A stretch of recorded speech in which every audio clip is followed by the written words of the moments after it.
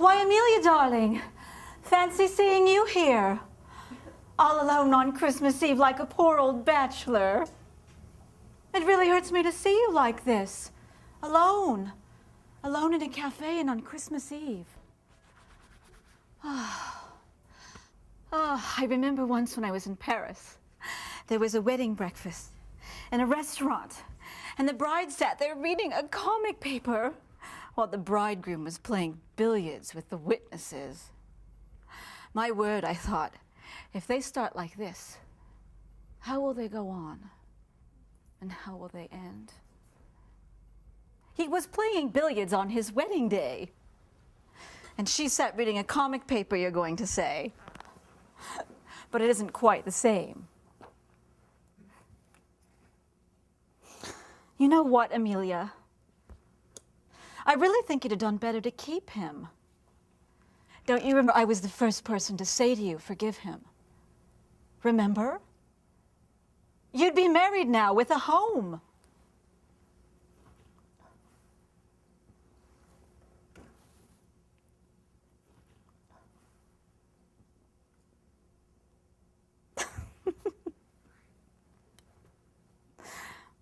Do you remember how happy you were with his parents in the country last Christmas?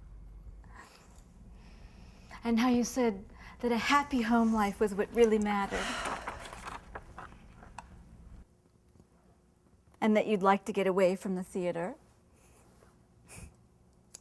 Yes, Amelia, my dear, home's best after the theater. And children, you know. Oh no, of course you don't. Look what I've bought my little darlings.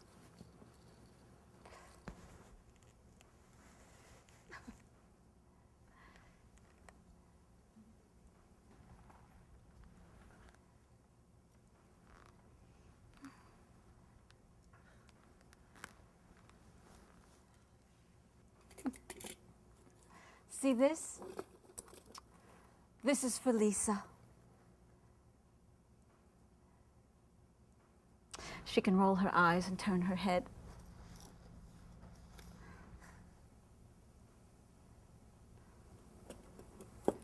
And this little pistol is for Maya.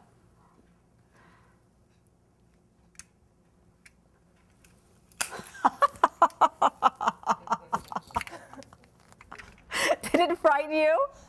You thought I was going to shoot you. Darling, you can't have. If you'd wanted to shoot me, I could understand. For getting in your way. I know you can never forget that. Though it really wasn't my fault. You still think I got them to terminate your contract. But I didn't. I didn't. Though you think I did. Well, it's no use my talking. You won't believe me. And these are for my dear husband. I embroidered these tulips myself. I hate tulips, but he will have them on everything.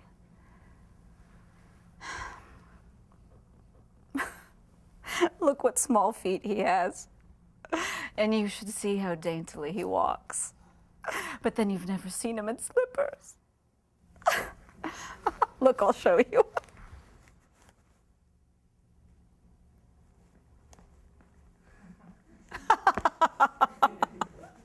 And then, darling, when he's angry, he stamps his foot like this.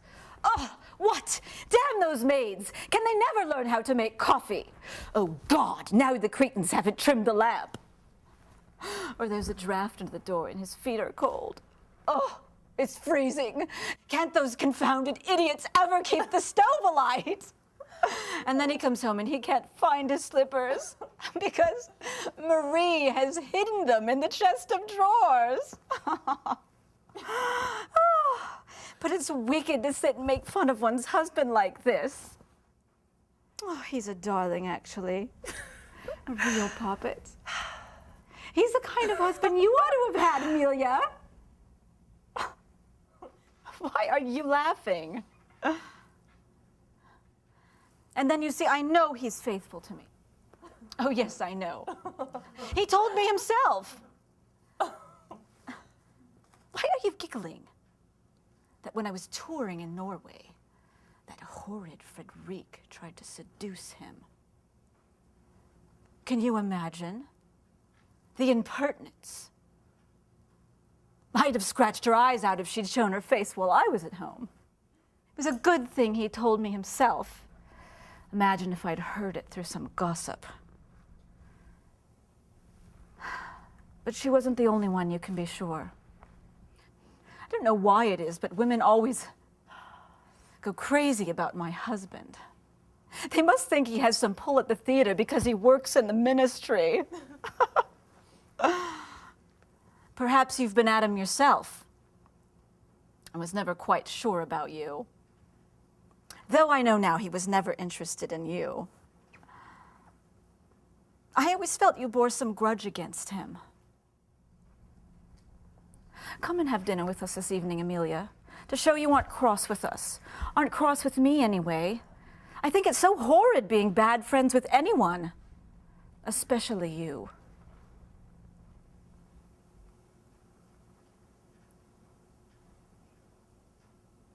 Perhaps it's because I queered your pitch that time? Or I don't know why, really. It's so strange about our friendship. When I first met you, I was afraid of you. So afraid I didn't dare let you out of my sight.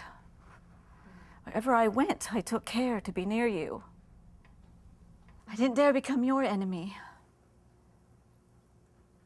So I became your friend. But I always felt so awkward when you came home to us because I could see my husband couldn't stand you.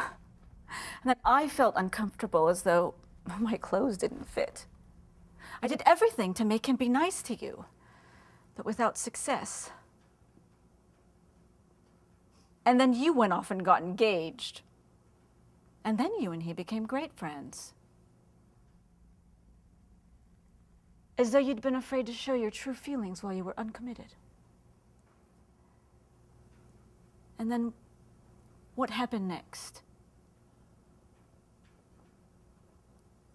I didn't become jealous, funnily enough.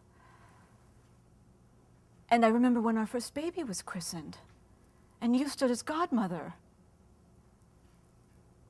I made him kiss you, and he did. Only you got so upset. That is, I didn't think of it at the time.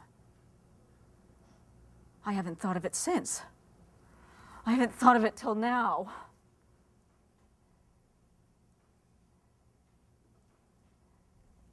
Why are you so silent? You haven't said a word all the time. You just let me sit here talking. You sat there staring at me, winding these thoughts out of me like silk from a cocoon. Thoughts, suspicions. Let me see.